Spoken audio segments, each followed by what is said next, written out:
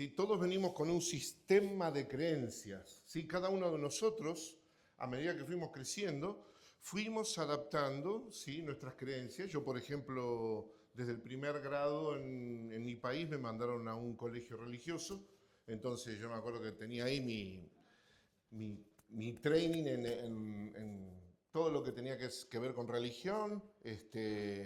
Claro, y fuimos creciendo cada uno de ustedes de una manera distinta, ¿no? Si fuiste a un colegio donde no era religioso, me imagino que tu sistema de creencias lo hiciste a través de tu familia, lo que hacía tu familia. Tal vez no tuviste. Tal vez llegaste a edad adulta, donde empezaste a pensar en Dios y todo eso. Pero ese sistema religioso que todos nos fuimos armando y nos fuimos haciendo como admiradores, fue perfecto hasta que algo falla, ¿sí? Porque como todo sistema, uno ve las fallas en el sistema o tal vez te han tratado mal, y ahí es donde muchos de nosotros, ¿sí? Tal vez hasta abandonamos la fe. Porque eso es lo que nos pasa. Realmente de creer un sistema religioso que teníamos, pasa algo en nuestras vidas o nos tratan mal o algo que no nos han dicho de la manera correcta y dejamos ese sistema, y ese sistema pasa a ser más importante que las personas, porque ese sistema no cambia. Ese sistema, al contrario, uno es el que se tiene que adaptar a ese sistema, no el sistema a nosotros. Y ese fue el día tal vez en que dejaste de creer o pasaste por una crisis de fe. ¿Sí? Yo la tuve, estuve ese año luchando con lo que había creído y pensando que era lo que había pasado en mi vida. Pero bueno, de eso se trata lo que estamos viendo, sea en este viaje a través de la vida de Jesús, ¿sí? Porque Jesús vino a traer algo nuevo. Y todos nosotros necesitamos entender que venimos con ese bagaje de sistema religioso pegado a nuestro cuerpo, ¿sí? Y eso realmente nos hace de choque cuando empezamos a confrontarlo con lo que Jesús nos enseña. Es más, hay un versículo muy clave que lo hemos visto el domingo pasado, en el cual que dice: no piensen que he venido a poner fin a la ley o a los profetas. Recuerden que dijimos que ese sistema de decir la ley y los profetas era totalmente todo el Antiguo Testamento, lo que conocemos hoy como Antiguo Testamento. Ellos le llamaban la ley y los profetas, ¿sí? Para ellos no había Biblia en ese tiempo. Recuerden que la Biblia salió muchos siglos después, ¿sí? El último libro de la Biblia, como había dicho, ¿se acuerda alguno cuándo fue escrito? Ese año, ¿sí? El año 96 terminó de escribirse Apocalipsis, pero no estaba ahí un cadete esperando que escribiera Juan y agarró todos los libros, se salió corriendo y lo puso en imprenta y empezó a formar libros. No, la imprenta vino 15 siglos después. O sea que durante 15 siglos, ¿sí?, no hubo un libro como el que tenemos hoy. Para que formara la Biblia, recién en el año 383, ellos llegaron a conformar lo que era la Biblia. Y es más, no estaban en inglés, ni en español, ¿sí?, ni siquiera en griego, ni en hebreo. ¿Saben qué estaba? En latín. En latín. Se llamaba la Vulgata, porque era vulgar, el vulgata de todo el vulgo, de toda la gente. Ahora, claro, cuando hacen unas traducciones, la hacían del latín al idioma que sea, pero eso, lo mismo. La primera traducción al español, 1400, 1500, ¿sí? La primera Biblia se llamó la Biblia del oso en español, porque había un oso tratando de agarrar un panal de miel. ¿A qué voy con esto? Cuando el Señor habla, no piensen que he venido a poner fin a la ley y a los profetas, no he venido a poner fin, está hablando del sistema judaico, ¿sí? Está hablando del Antiguo Testamento. Y él dice, no vine a ponerle fin, sino para cumplirlo. O sea, yo vine para cumplirlo. Es más, si tuviéramos que decir matemática, vine a resolver el cálculo matemático, ¿sí? Si fuera un avión, lo vengo a aterrizar. O sea, es algo que se acabó, terminó ahí. Y dicen que cuando el Señor hablaba esto casi siempre Él lo decía Recuerden que el Sermón del Monte, que está de Mateo capítulo 5 a capítulo 7, pareciera que lo dijo solamente ahí, pero era algo que él lo repetía mucho. Él usaba los mismos argumentos, los mismos pasajes, él los iba hablando cada vez que él hablaba, y es más, dicen además que cuando él terminaba de hablar, la gente decía, las multitudes se admiraban de su enseñanza, porque les enseñaba como uno que tiene autoridad, no como sus escribas. Cuando ustedes ven la palabra escriba, no es que te está diciendo vos que escribas, ¿sí? Está hablando de una persona que les enseñaba a ellos. Era un maestro, pero tenía ese nombre, escriba. Y dice que él era muchísimo mejor, claro. Él era el autor de la vida, el verbo, hecho carne. Entonces, ¿cómo no iba a ser él el que tuviera la autoridad? Y cuando él hablaba, claro, toda la gente se admiraba. Ahora, ¿qué podía hacer Jesús con esa autoridad? Decían, este hombre tiene autoridad, pero no resolvían nada, ellos seguían igual. Seguían con un gobierno que los estaba oprimiendo, un gobierno que ni siquiera los dejaba gobernarse por sí solos, ¿sí? Estaban pasando hambre, o sea, los apretaban con impuestos, o sea, ese pueblo estaba oprimido. Y es así cuando vemos que, siguiendo con ese término, dice que el Señor por aquel tiempo pasó de entre los sembrados en el día de reposo. ¿Saben qué es el día de reposo? Día de descanso. ¿Qué eran todos los días? Sábado. El pueblo de Israel, recuerden, Génesis, ¿sí? Los primeros días dice que Jesús, que el Señor Dios creó los cielos y la tierra, y el séptimo día que hizo, descansó. Y eso fue lo que les dijo al pueblo de Israel. O sea, ustedes van a tener 6 días y el séptimo día, descanso. Y dice que en el día de reposo, ¿qué hicieron los discípulos? Sus discípulos tuvieron hambre y empezaron a arrancar espigas y a comer.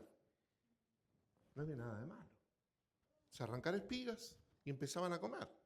Dice que cuando los vieron los fariseos, dijeron, mira, tus discípulos hacen lo que no es lícito hacer en día de reposo. Te agarramos. Ya está. Y les dice Jesús, ¿cuál es el problema? Es más, dicen, ¿cuál es el problema? Dice, está prohibido por la ley hacerlo. Y él mismo les empieza a poner un punto de vista que ellos jamás lo habían pensado. Le dice, ¿ustedes no saben acaso que los sacerdotes cuando entran al templo trabajan en día de reposo? Trabajan. No es como ahora que decís, no, domingo no voy a la iglesia porque trabajo. No, todo lo contrario. Dice que ellos les empezó a decir eso, y es más, dice, el día de reposo se hizo para el hombre y no el hombre para el día de reposo. Es como si un matrimonio dijera, vamos a tener hijos, así compramos juguetes. No lo entienden, ¿no?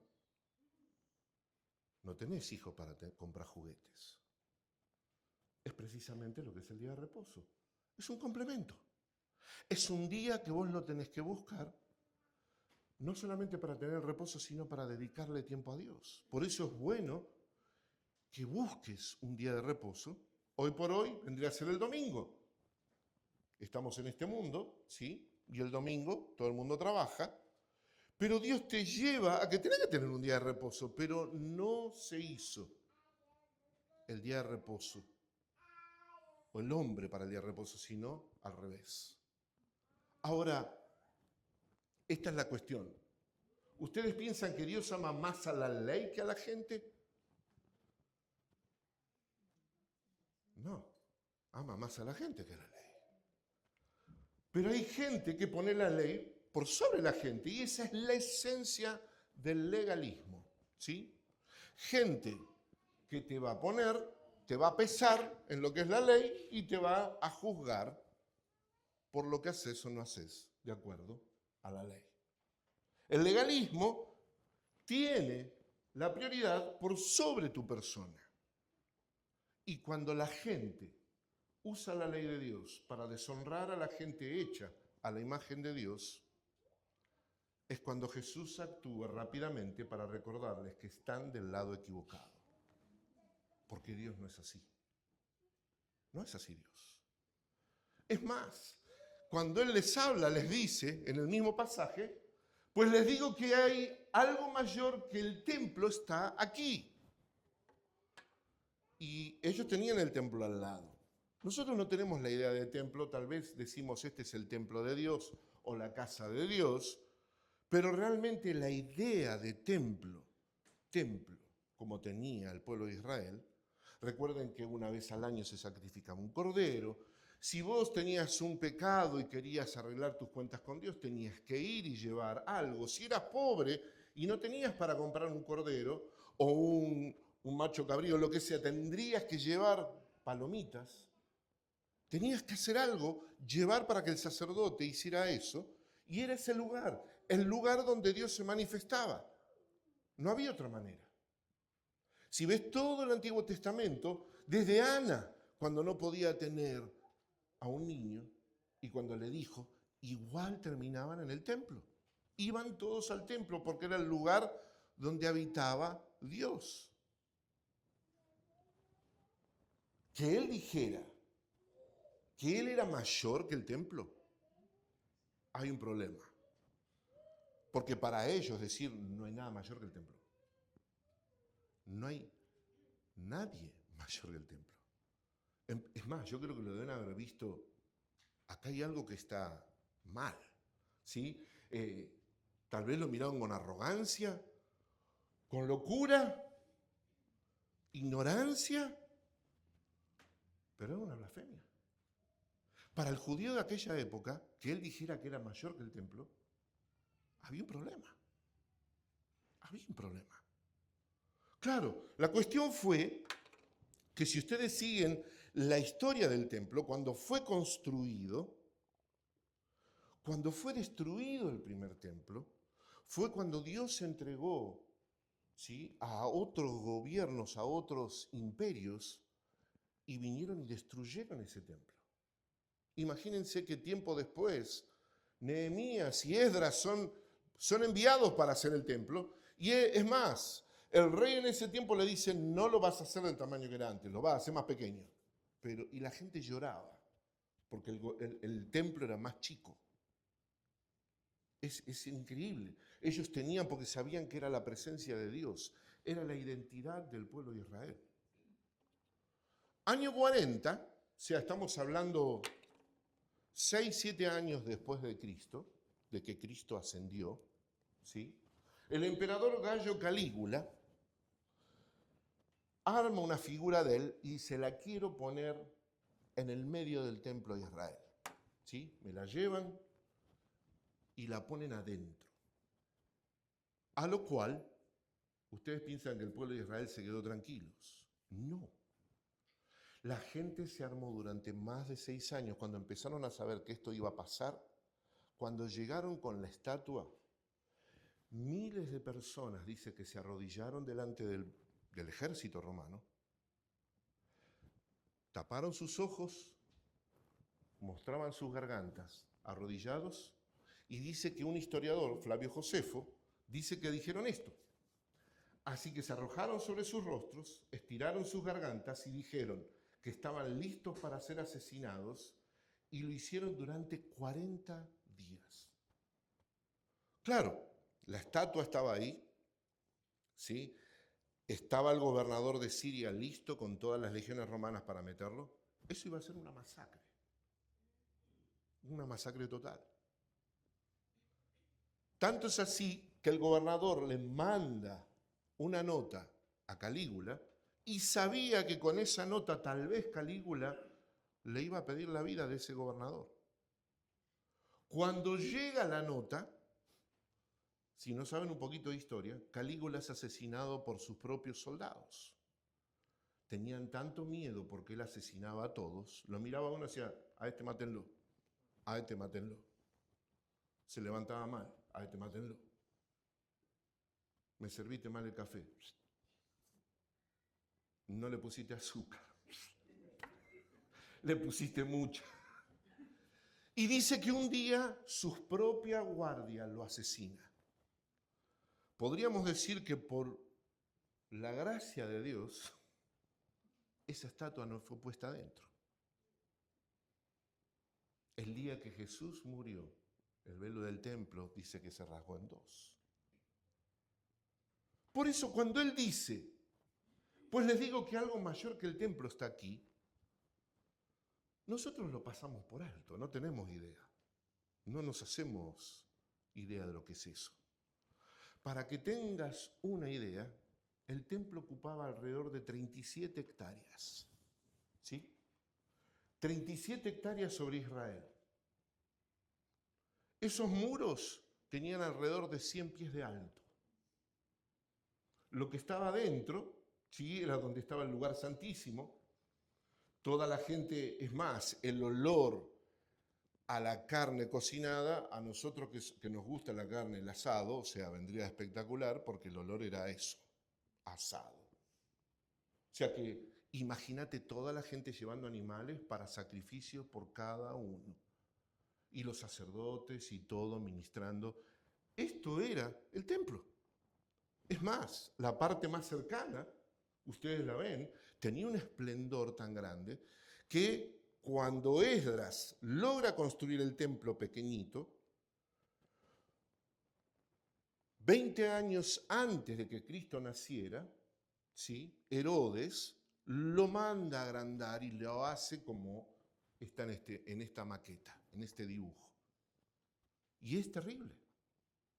Es terrible porque este templo que estaba ahí, él le dice, yo soy mayor que el templo. Ellos no entendían eso. Unos días después, ¿sí?, él está enseñando en el templo. Y yo no sé si se habrá acordado de lo que dijo que era mayor o qué, pero este apóstol o discípulo le dice, maestro, mirá qué piedras tan grandes y qué edificios tan grandes. O sea, como diciendo, es hermoso.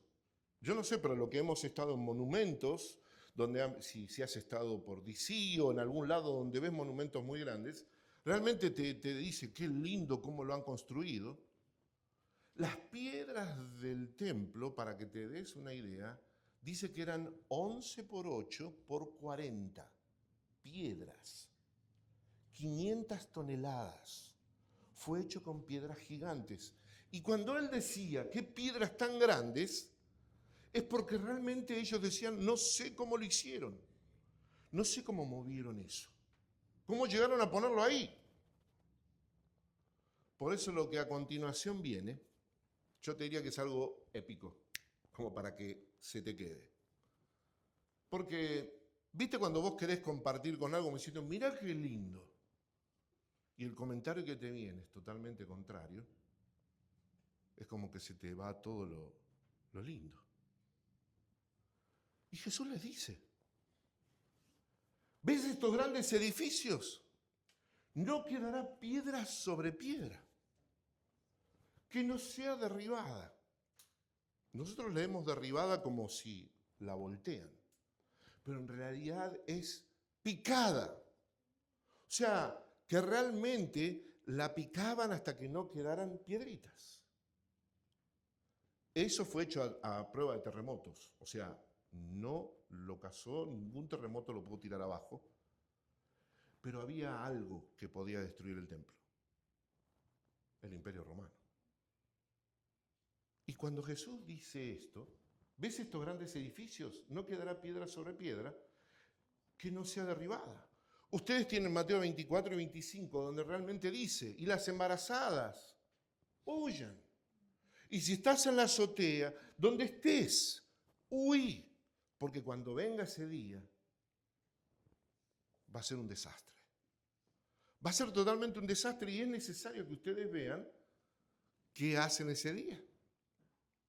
Ahora, claro, después que le dice esto, dice que un poquito después, él estando sentado en el monte de los olivos frente al templo, o sea que prácticamente, ¿sí?, el templo le estaba dando la espalda. Pedro, Jacobo, Juan y Andrés le preguntan en privado. O sea, se quedaron mal. ¿Cómo es posible? O sea, ellos no pueden pensar en la manera de que no va a haber templo. ¿Cómo es posible, Señor, que nos digas que no va a haber templo? Dinos, ¿cuándo sucederá esto? ¿Cuándo es que va a pasar esto? Y prácticamente 40 años después, se me fue unas cuantas.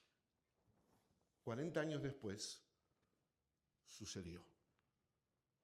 Resulta ser que los jóvenes de Israel se empezaron a sublevar, empezaron a matar soldados romanos, se empezó a levantar el ejército, empezaron a masacrar cada vez más, empezaron a ganar batallas y empezaron a decir, ok, nosotros con este ejército llegamos a Roma. Y la gente vieja se empezó a ir, despacito. Fue así que el emperador decide ponerle fin a esto y manda 4 legiones romanas. ¿Sí? Las puse porque está documentado. La Legión 5 de Macedonia, la Legión 10 de Fretensis, la Legión 12 Fulminate, la Legión 15 Apolinaris. La macedónica construyó una pared alrededor de todo Jerusalén y cuando la termina de construir, dice que toda la gente venía para la fiesta a Israel y los dejaron entrar. Al principio no nos dejaban entrar, le decían, no, déjalos entrar, para que se les acabe la comida más rápido. Dejaron entrar a todo el pueblo que venía, cerraron. Adentro empezaron a pelearse entre ellos para ver quién era el que iba a ser el rey de Israel. Y empezó la batalla. Estas 4 legiones, cada una tenía entre 25.000 a 35.000 soldados. O sea que estabas hablando de más de 100.000 soldados romanos, profesionales, con su espada, y derribaron Jerusalén por completo. En agosto 6 del año 70, Jerusalén fue destruida por completo, barrida de la faz de la tierra. Masacraron a toda la gente que estaba adentro, ni siquiera fueron vendidos como esclavos. No quedó ni uno, ni niños, nadie. Ese día fue la desaparición del Estado de Israel. No hubo más sacrificios, no hubo más para llevar vaquitas, palomitas, no hubo más día de reposo, fueron barridos por completo. Si vas hoy a Israel, esto es lo único que queda del templo. Ahora me vas a decir, entonces la profecía de Jesús se cumplió. Sí, se cumplió. Se cumplió. En el año 691 se construye la mezquita de la cúpula, ¿sí? Donde está la roca que ellos dicen que es donde Abraham iba a sacrificar a Isaac. Los musulmanes dicen que era la roca donde Abraham iba a sacrificar a Ismael. O sea que prácticamente esa mezquita hoy es un lugar intocable. No hay templo. El pueblo de Israel no puede sacrificar nada. Dicen que están preparados, que tienen a los levitas con sus pecheras, con sus togas, están todos preparados para empezar a hacerlo, pero no hay templo. Porque para hacer ese templo lo tienen que hacer ahí. No se puede hacer. El pueblo de Israel hoy, habiendo sido nación en 1948, o sea, casi 2000 años, Jesús vino a poner algo nuevo. Cuando Él dijo que venía a cumplir, que ya estaba terminado, se refería y lo decía en serio.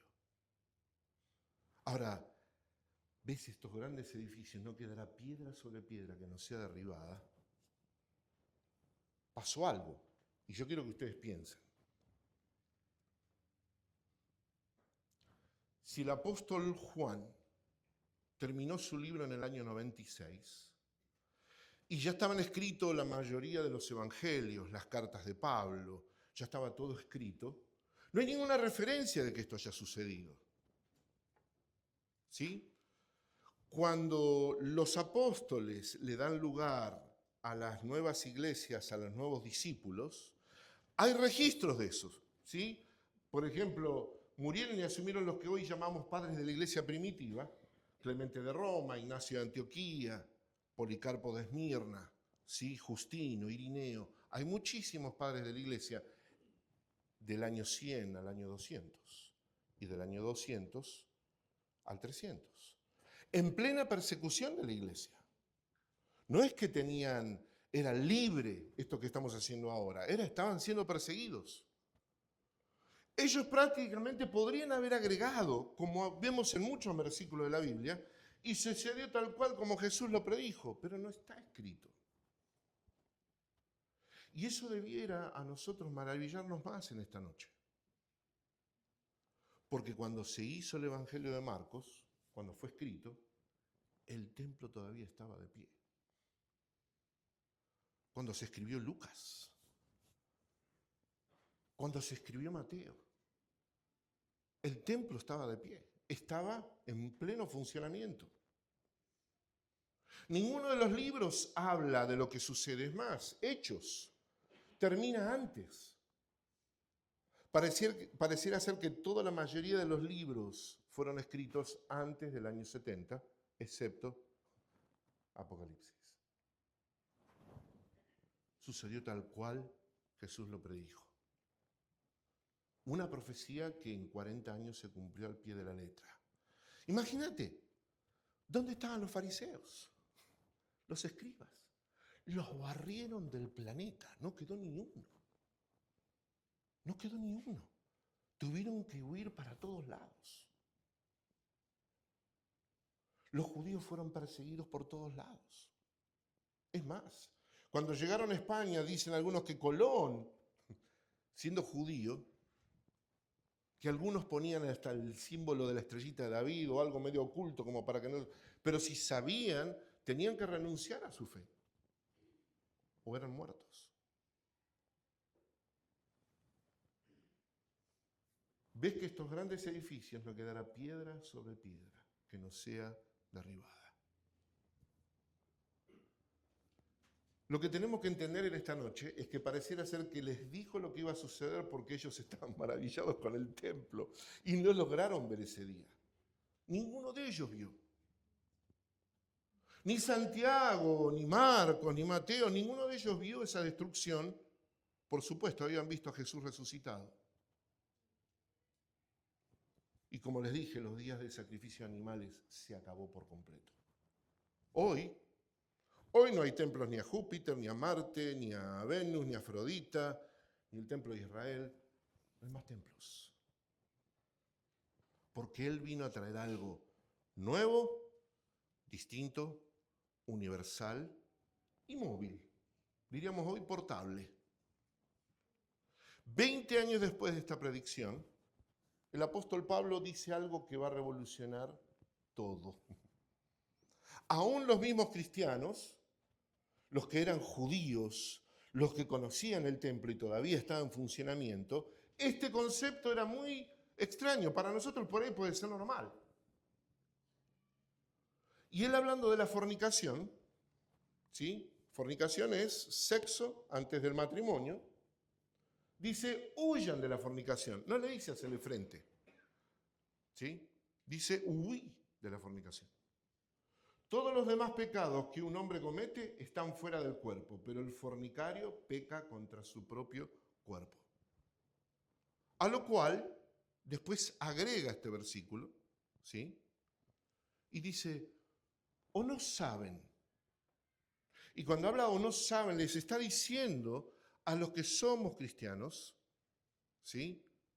Miguel, ¿no sabes que tu cuerpo es templo? El concepto es totalmente distinto.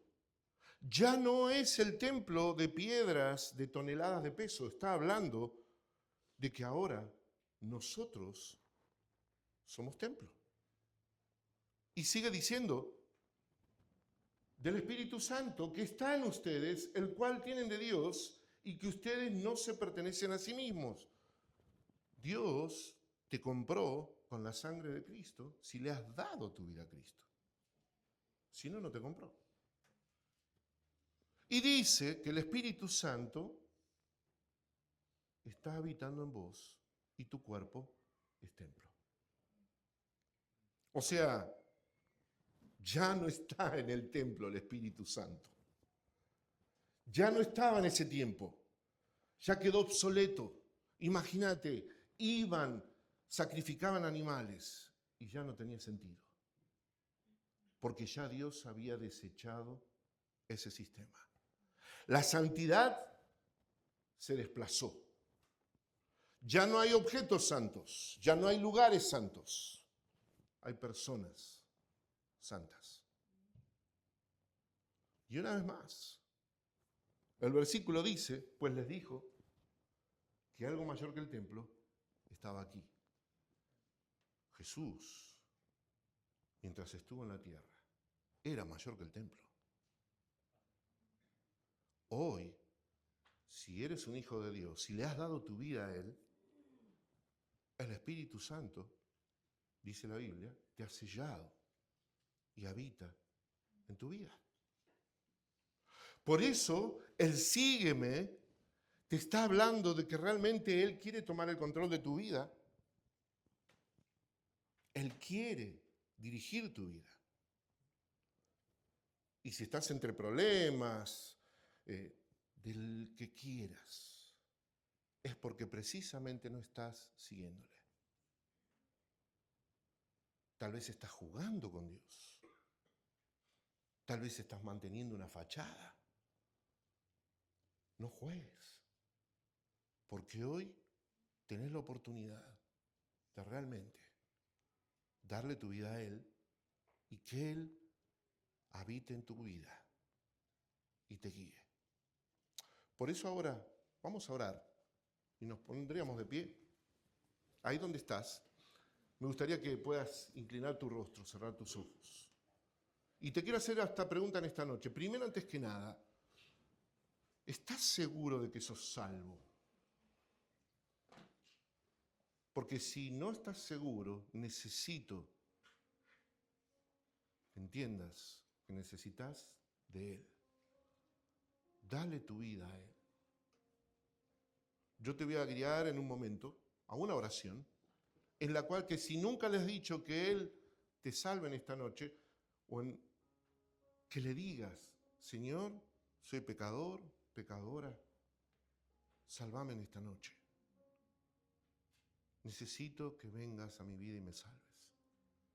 Y si ese es el deseo de tu corazón, me gustaría, yo voy a hacer la oración para que la sigas. Y ahí donde estás, puedes hacerla.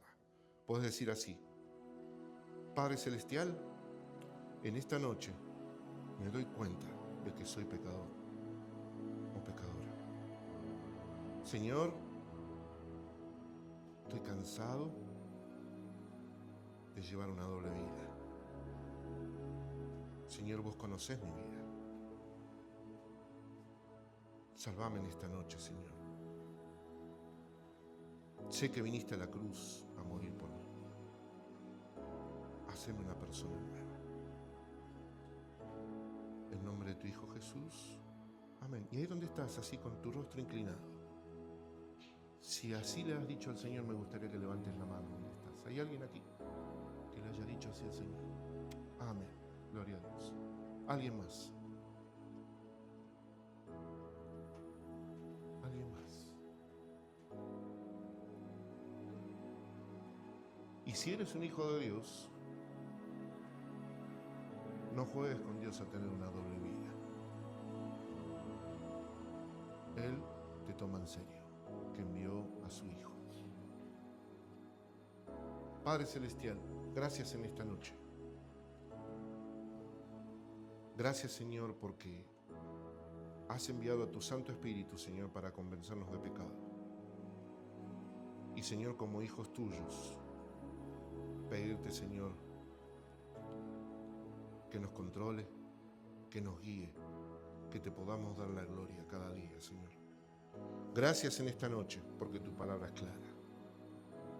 Gracias porque Jesús vino a traer algo totalmente nuevo. a darnos la libertad. Gracias en nombre de tu Hijo Jesús. Amén.